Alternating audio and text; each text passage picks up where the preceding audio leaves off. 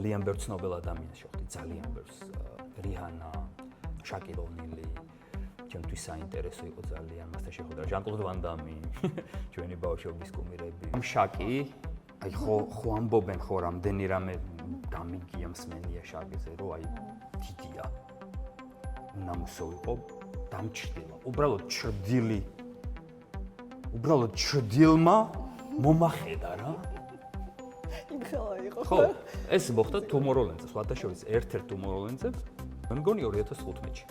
სპეციალური VIP ზონაა და აივანზე ვდგავარ და 4 კაცი ვართ ამ VIP ზონაში მარტო ჯერ, ესეთი თემაა რა. და ერთი რაღაცა ვიდეო გადავიღე თუ რაღაცა. უცბად აი ეს ჭრდილი მომადგა რა. და გამოვიხედე. ანუ მე მეგონა რომ რაღაცა ან გადამღები რაღაც დიდი კამერა, ხო იცი რაღაცა მოძრაობს ცაში დრონივით. რაღაც ეგეთი მეგონა რა და გამოვიხედე და ნუ ეს უზარმაზარი ადამიანი და ეს მომენტი იყო. და მეთქი ამ შემთხვევას ვერ გავუშვებ ხელიდან, იმიტომ რომ თან მე სულ მაინტერესებდა ეს მასონური თემები რა და შაკლზე სულ ლეგენდები დადიოდა რომ 33 ხარისხის მასონია და რაღაც ბეჭედი უკეთია და თემა და მეთქი უეჭველი უნდა ვნახო.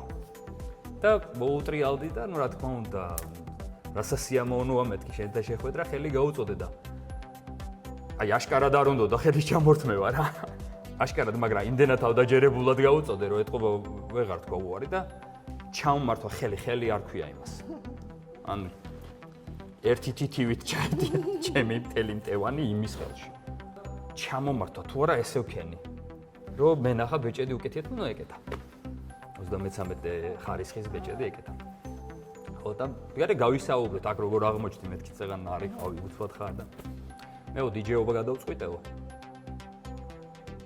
და წელსო პირველად უკრავო რა Tomorrowland-ზე. იხუმრა თუ არა, მართლა და ნუ მე ვისაუბრეთ მეთქი მე დიჯეი რაღაცა და წავიდა გავხურდით რა. ძალიან საინტერესო პიროვნება